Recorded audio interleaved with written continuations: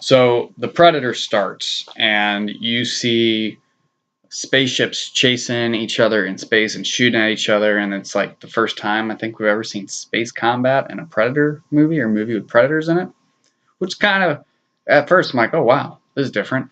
Like you see the spaceship at the beginning of the first Predator, but other than that, I don't. And you see some Predator stuff like going on in AVP and was it Predators? The one with Adrian Brody. Like you see some of the ships fly a little bit more in those movies. But it starts off with a space battle, and it looks like one spaceship's running from the other spaceship, and they have the ability to warp drive, I guess, because it opens up a portal in space and zips through, and then crash lands on Earth in the daytime. Like you see it crashing, and it's day. Like sun's way out, it's super bright. Cut to our main character, Sniper McKenna, is what I'm going to call him. Or Prey number 1, because he's the first person in this movie you see. And he's doing sniper business in a location that's not specified. It looks like jungle, South America, I guess. And it's pitch black. It's dark out. It's night, evening. He's chilling in the bushes, waiting to snipe some targets. And then as he does his thing, spaceship crashes on Earth. Now, again, at night. They showed it on its approach, clear daytime. Now it's night. Okay. So crashes. He then gets knocked around, wakes up, finds debris of the spaceship, finds alien helmet, finds alien wrist guard, puts it on, watches his crew get killed by a predator, which all of a sudden is there.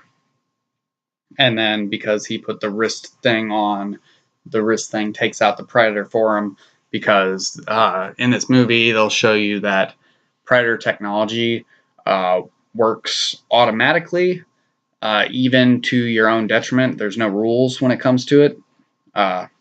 They bring back the throwing wrist things, and apparently if you throw that and you don't have the wrist guard to catch it, it will always come back and cut your hand off, no matter where you are at, probably, because somehow without the wrist guard it can home on your hand. Also, if you apparently attack any of the Predator's armor, it will automatically shoot at you. So if you're wearing a Predator helmet, don't bump it into any walls, because all of a sudden it'll just turn on and decide to eviscerate that wall. So Sniper Guy collects some of the Predator gear. He goes into town. He gets a little ball from the Predator gear that allows him to turn invisible, and he figures out how to work it with it no issues, despite it being alien technology. Goes into some South American bar, has someone mail his stuff for him. The guy doesn't want to mail stuff at first, though, because why am I going to mail stuff to this military guy with a gun who just flashes his gun around? And then he decides to use the invisible technology to scare the man, and then tells him to mail it. No questions there, just I'm going to use this invisibility cloaking technology to just show you that I can use it. Then he swallows it. He swallows the metal ball that allows him to turn invisible, because to keep it away from someone who might want it. That's what I took. So he mails that stuff off, and he swallows that thing, and then it jumps around back and forth a whole bunch. It jumps to a child in a classroom, and it's revealed that because some bullies decide to pull a fire alarm and then pick on him, that he's got Asperger's, because they really want a bite of his Asperger, which is not that really funny. It's kind of gross. Why would you want to eat an Asperger? Kids are stupid sometimes. And then it's revealed that this is the son of the Sniper Guy. And he gets the package in the mail with the alien technology, and he starts messing around with it, and he can figure it out because he is got Asperger's, and that allows him to figure out alien technology. Meanwhile, Sniper is getting questioned by people who want to keep aliens quiet, and he gets shipped off to the military loony bin. And that's where he meets all of our other crazy military people. They're all on the same bus. Meanwhile, Olivia Munn is getting brought in to look at the aliens because she's a biologist of some sort.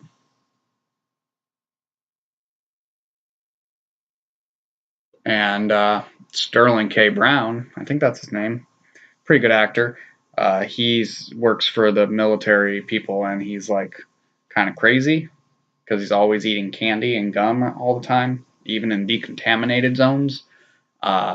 And he's like with Jake Busey, who's like a scientist. And they've got us the sedated predator from the accident, I guess. Long story short, there's a bunch of exposition. They decide to make some jokes about how they're not really predators because they don't really eat people, even though in this movie you see predators bite people multiple times, which I don't think I've ever seen in a predator movie before, using their mandible mouth claws to like chomp on people.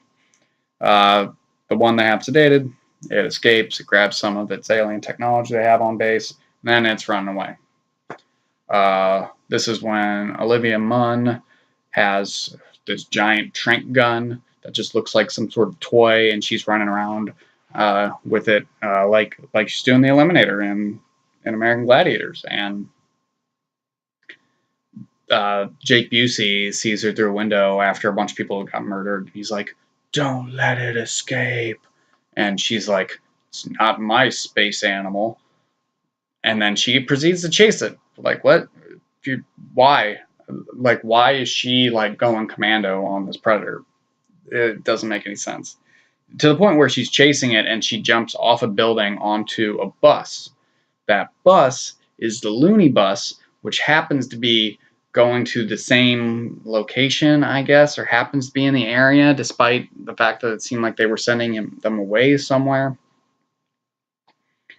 And the Looney bus had been hijacked by the Loonies, who do like a sick prisoner type routine, except they do it with your mama jokes.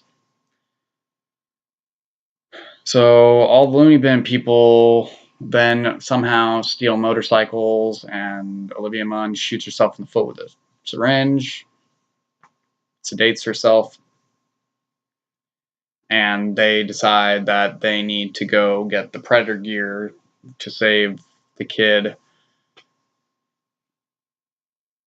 I don't know. It's just this movie was so many different things. Like all these military people then go to suburbia, and it's Halloween, and the kid's running around with the Predator outfit on because he didn't want to go as Frankenstein's monster or pirate for Halloween. He puts on this giant Predator helmet that he duct tapes to his head. Goes trick or treating, and bullies make fun of him again, somehow recognizing him wearing that giant mask. And then the kid goes up to a door and he rings a bell or knocks on it. And he's like, "Trick or treat." Then no one answers, so he walks away. And then some guy comes out his window and he's like, "Frickin' trick or treater," and throws a rock or a bottle or something at the kid. Who does that on Halloween? You just wait for people to ring or knock on your doorbell and then you throw stuff at them? Well, shouldn't have done that because it hits this kid in the head. And then the helmet turns on and then decides to murder this man and just blasts him, explodes his house. This was the opportunity.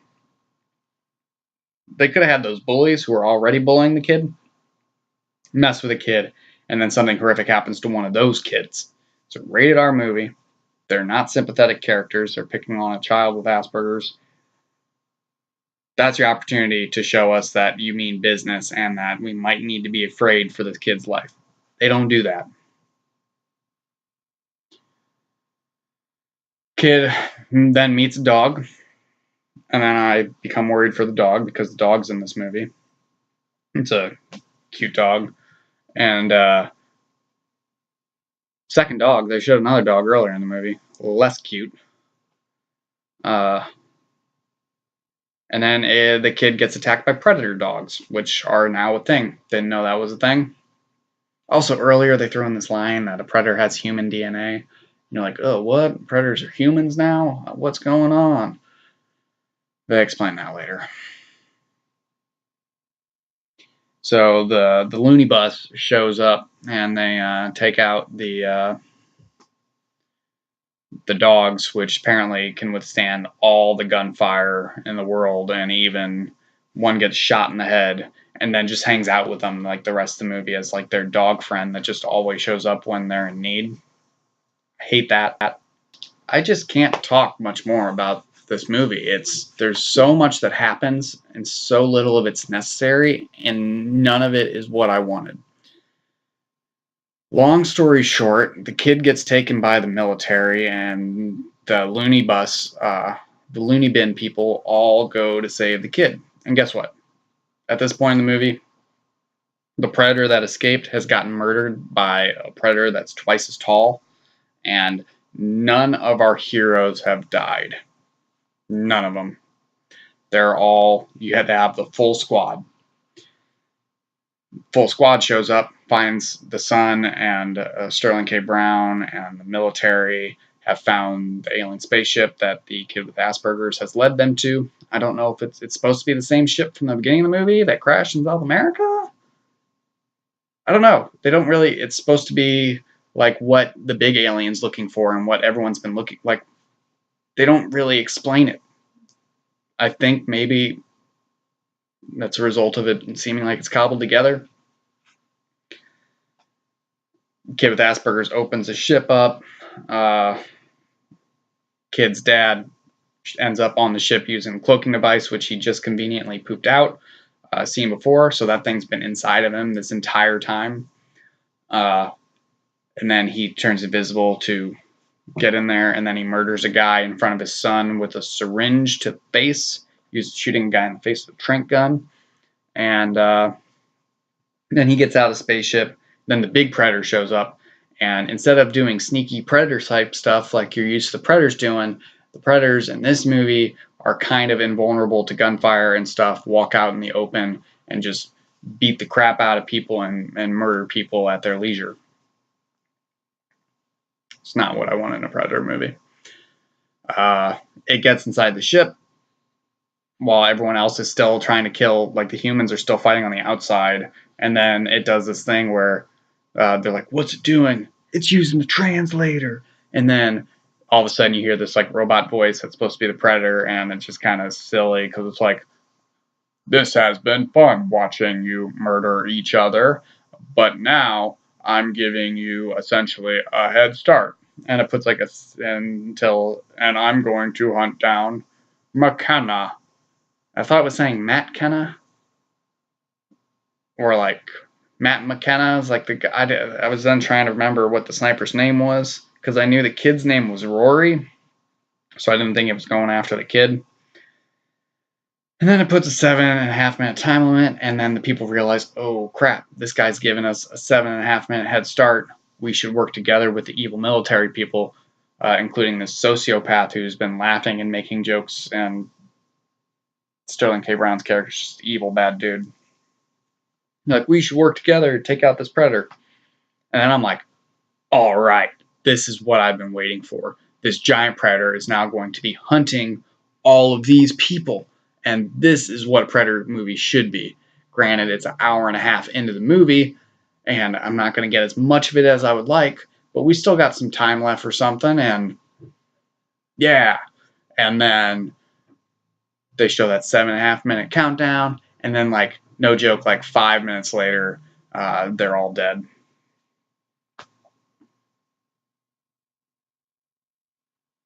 The big predator then like starts taking them all out, and then finally some of the loony bin people start falling like they should have been doing as the movie progressively went along. And it actually turns out he's after a little kid, even though the kid's name was Rory, and the whole time I was like, oh, I don't know whose name is what. And because apparently the kid is like the best hunter of them all. I don't know where they make their rules. And it takes the kid, and it, instead of killing the kid like it kills everything else, it takes him on the spaceship. Presumably because in the movie, they reveal that the predators have been enhancing their bodies with genetic modification by taking specimens from the most deadliest hunters across the solar system, the galaxy, the universe. They actually like make. Mm-hmm. It's like, no, that's not what the predator's supposed to be. The predators are supposed to have like pride in their hunting skills and be going after the most deadliest stuff, and they use technology to do these sorts of things. In contrast to the xenomorphs in the alien movies, which are like the ultimate predators and evolve that way in the movies. It's they're a biological evolution predator thing, whereas you want the predators to be like hunter culture. And now they're the same. They all just want the aliens naturally become awesome hunters, whereas the predators now are genetically modifying themselves into giant predators, which you wouldn't want to do to your species. You wouldn't want to just make giant ones, because then you have to redesign all your toilets and all your spaceships and everything around being much larger. Long story short, humans kill giant predator. A lot of people have died.